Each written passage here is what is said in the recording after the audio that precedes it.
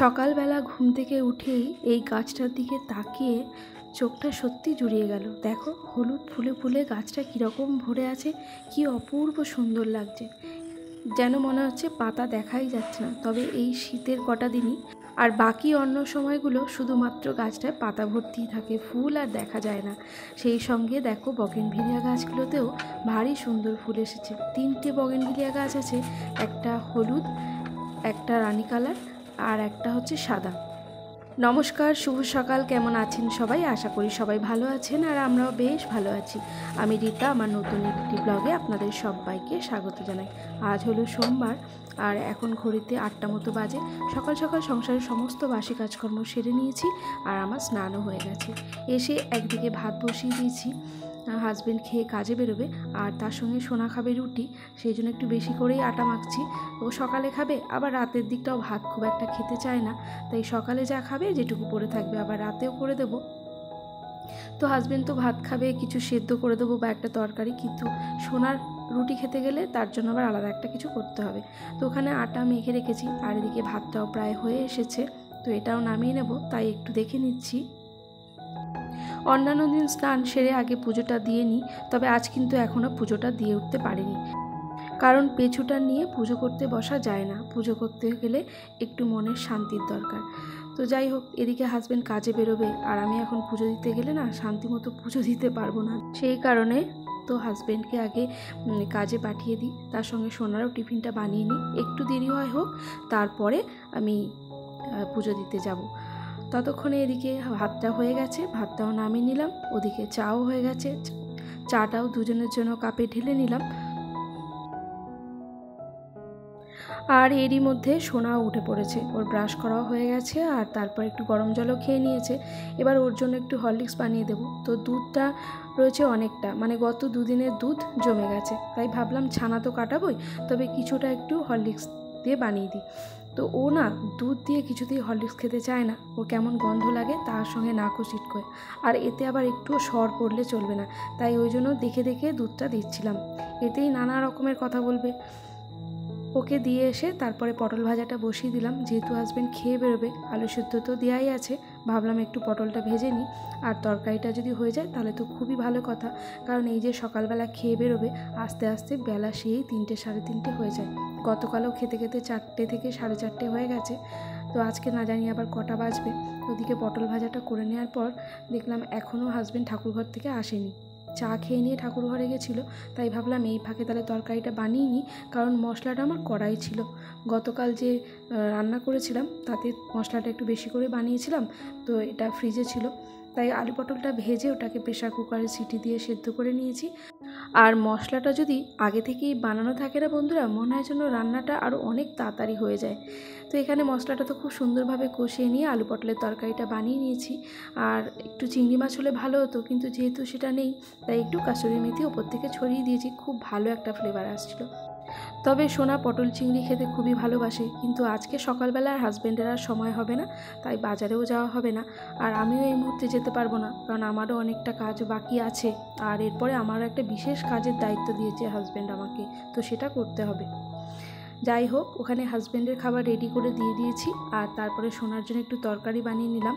আর তরকারি বলতে মটর ডাল ভিজিয়েছিলাম, কিন্তু মটর ডালটা না সেদ্ধ হয়েছে ঠিকই, কিন্তু গোটা গোটা রয়েছে, তাই ওটাকে কি করেছি জানেন, মিক্সিতে এক পাক ঘুরিয়ে নিয়েছি আর কিছুটা গোটা রেখেছি, আর সরু সরু করে আলু পেঁয়াজ ভেজে নিয়ে ওর মধ্যে দিয়ে একটা মানে তরকারি রুটি খাওয়ার মতো একটা ডালের কিছু একটা বানিয়ে দিলাম। তো এটাকে কি বলবো জানি না, খেতে ভালোই লাগছিল। আবার ওপর দিয়ে ওটাতেও একটু কাসুরি মেথি দিয়ে দিয়েছিলাম। আর এখানে বাকি যে দুধটা ছিল ওটা দিয়ে একটু ছানা কাটিয়ে নিলাম, বাড়িতে তো লেবু আছেই, তো সেই লেবুর রস দিয়ে ছানা কাটিয়ে নিলাম। যখন ও রুটি খাবে ওর সঙ্গে এটাকে দিয়ে দেবো, কারণ এই সময় ওকে ডাক্তার বলেছে একটু টক দই ছানা এগুলো খেতে। তো ছানাটা বাড়িতে দুধ থেকে বানিয়ে নেওয়াই ভালো, দোকানের কেনা ছানার চাইতে। আর দইটা একটু কিনে নিয়ে আসি, কারণ শুধুমাত্র সোনার জন্যই 1 পোয়া করে দুধ নিই, তো ওটা ছানা কাটাতেই লেগে যায়। আর দইটা আমরা বাজার থেকে কিনেই নিয়ে আসি, আমুলের যে প্যাকেটগুলো পাওয়া যায় সেটাই নিয়ে আসি। যাই হোক, আপনাদের সঙ্গে কথা বলতে বলতে কাজ বেশ কিছুটা এগিয়ে নিয়েছি। সোনার খাবারটা মোটামুটি হয়ে গেছে, এখন রুটিটা বানালেই হয়ে যায়। তো এখানে রুটি বেশ কয়েকটা বানিয়ে নিয়েছি, সোনাও খাবে আর আমিও সকালবেলা একটু রুটি খেয়ে নেব। চলুন ঝটপট রুটিগুলো সেঁকে নিই।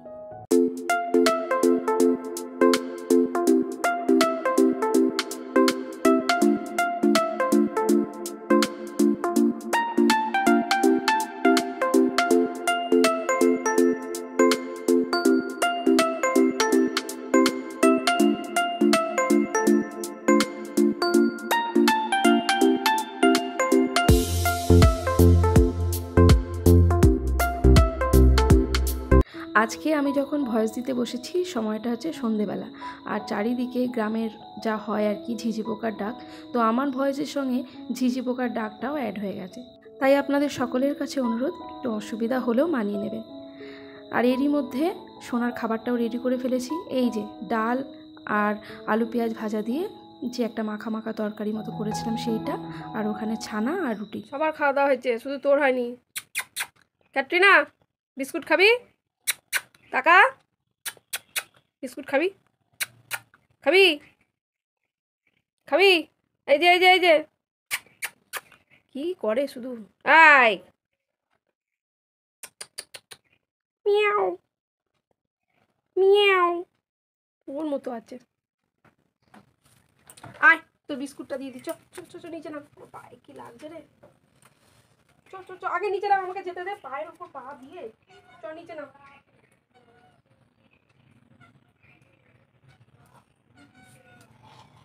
দাঁড়া আগে, দাঁড়া, আমার কাছে আসবি না, আগে সর। দাঁড়া, দেখেছো এই রাম, পুরো জামাটার মধ্যে লোম ভরে গেল। চল। ইস, ছি ছি ছি ছি, পুরো জামাটা আমার লোমে ভর্তি হয়ে গেল। ক্যাটরিনার এই অতিরিক্ত আদরটাই আমি নিতে পারি না জানেন। আদরের চোটে একেবারে পায়ের কাছে শুয়ে পড়বে, গায়ের সঙ্গে যে কোনোভাবেই হোক লেজ অথবা গাটাকে ঠেকাবেই, আর তার ফলে কি হয়ে যায়, এদের গায়ে তো প্রচুর লোম, সেটা আটকে যায় আর সহজে কিছুতেই ছাড়ানো যায় না। ওই ব্রাশ দিয়ে যেটুকু পারলাম ছাড়িয়ে নিলাম, তারপরে হাতটা ভালো করে ধুয়ে নিলাম, কারণ এগুলো তো ভালো নয় না, খাবারের মধ্যে যদি কোনো সময় যে আমি রান্নাবান্না করি পড়ে যায় তাহলেই তো বিপদ, তাই সাবধানে থাকারই চেষ্টা করি। যাই হোক বন্ধুরা, এই হলো আমার দ্বিতীয় রাউন্ডের চা। একটা রুটি আমি খেয়ে নিয়েছি, আর এইবার একটু চা বানিয়ে নিলাম। সোনাকে ও ঘরে একটু পড়াতে বসিয়েছি, ওর মতো করে ও পড়ছে। চলুন দেখি। মোটর চালিয়ে দিয়েছ? ঠিক আছে।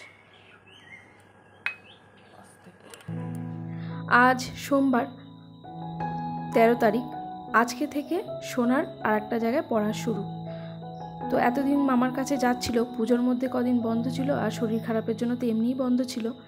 তবে আর একটা জায়গায় যে অন্যান্য আর্টসের সাবজেক্টগুলো পড়ে সেখানে আজকে থেকে যাবে। মাঝে বেশ কিছুদিন যেতে পারিনি শরীর খারাপের জন্য, তো সেই সব বইগুলো নিয়েই বসেছে।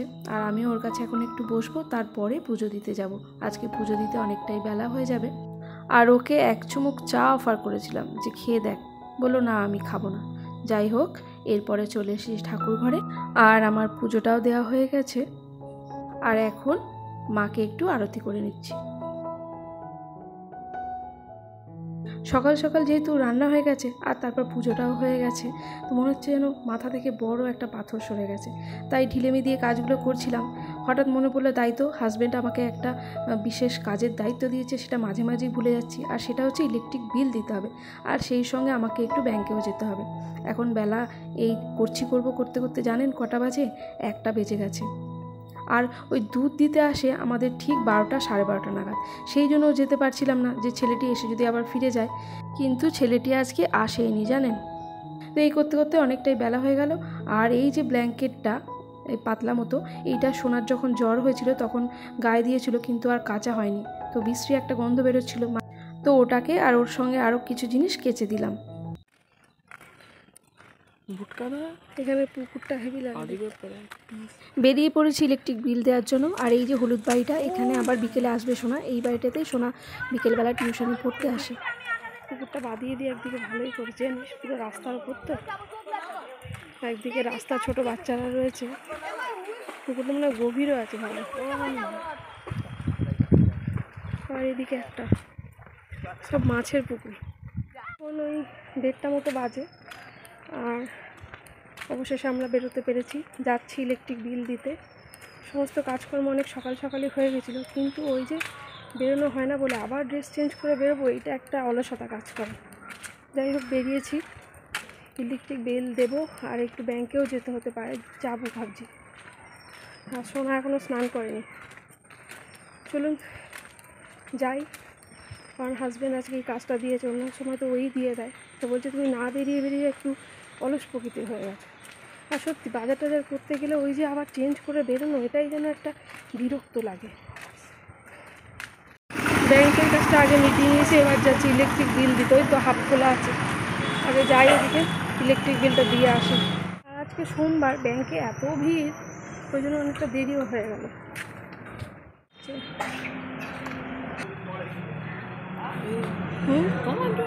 চলো পুরো খাতা বন্ধ করে দে।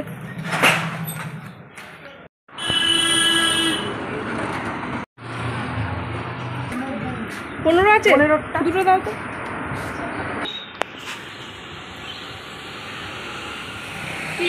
হয়নি, হইলে বলতাম এখনই। বেলা 2টো বাজে আর প্রচণ্ড খিদে পেয়ে গেছে। কোন সকালে রুটি খেয়েছি, তাই যাওয়ার সময় মিষ্টির দোকানটা থেকে 2টো দই নিলাম, মিষ্টি দই। সোনার আমি এখন এটা খেয়ে তারপরে বাড়ির দিকে হাঁটা দেবো। বন্ধ করে দেবো।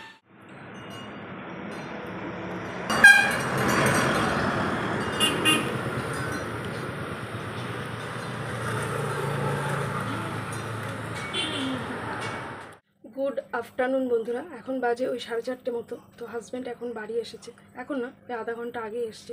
তো স্নান টান হয়ে গেছে। আর আজকে তো আমরা এক তরকারি ভাত করেছি, সকালে একটু আলু সেদ্ধ, পটল ভাজা আর আলু পটল একটা তরকারি করেছিলাম।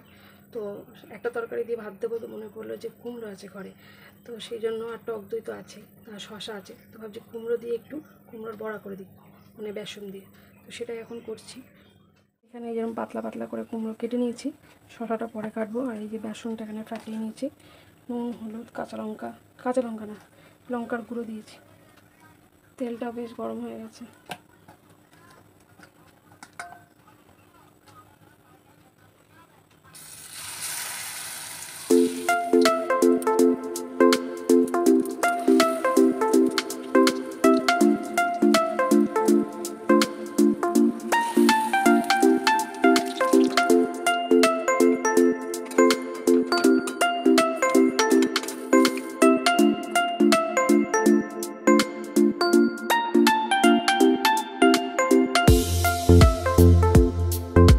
সকালবেলা শুধুমাত্র একটা পদই করেছিলাম, আর এখন থালাটা বেশ ভরে গেছে। যাই হোক, হাজব্যান্ডকে খেতে দেওয়ার পর যে জামা কাপড়গুলো কেচেছিলাম সেগুলো সমস্ত তুলে নিচ্ছি। এখন প্রায় সন্ধে হয়ে এসছে, আর তারপরে সোনাকে নিয়েও টিউশনে যেতে হবে। এগুলো তুলে সন্ধেবাতি দিয়ে তারপরে যাব, সোনাকে তুলতে হবে ঘুম থেকে। সোনা এখন ঘুমোচ্ছে, তোকে একটু খাইয়ে নিয়ে তারপরে টিউশনে দিতে যাব। সমস্ত জামা কাপড়গুলো শুকোয়নি, যেগুলো একটু মোটা আছে, মানে ব্ল্যাঙ্কেটটা, সোনার একটা প্যান্ট, এগুলো একটু ভেজা ভেজা আছে, তাই ওগুলো আবার এ ঘরে নিয়ে চলে আসলাম। এই ঘরের বারান্দাটা আমার বড়ই কাজের, আর বাকিগুলো ওই ঘরে রেখে চলে এসেছি। এই পর্যন্ত আজকের ব্লগটি আপনাদের কেমন লাগলো একটা কমেন্ট করে জানাবেন। ভালো লাগলে অবশ্যই একটা লাইক করবেন। আর এই ধরনের ব্লগগুলি যদি আপনারা প্রতিনিয়ত দেখতে চান, চাইলে আমার চ্যানেলটি সাবস্ক্রাইবও করতে পারেন। আর যারা অলরেডি তা করে ফেলেছেন তাদের অসংখ্য ধন্যবাদ। গুড ইভিনিং, এখন বাজে সন্ধ্যে 6টা আর শোনা যাচ্ছে পড়তে। চারিদিকে ঝিঝি পোকার ডাক আমাদের গ্রামে। তো যাবো স্টেশনের ওপারে। কেউ একটা এখানে সাইকেল টাইকেল নিয়ে দাঁড়িয়ে থাকলে অন্ধকারে দেখাই যাবে না, বল, তাই না? চলুন আজ এই পর্যন্তই, সকলে ভালো থাকবেন, আবারও দেখা হবে। এসব আলোর জন্য দিচ্ছি।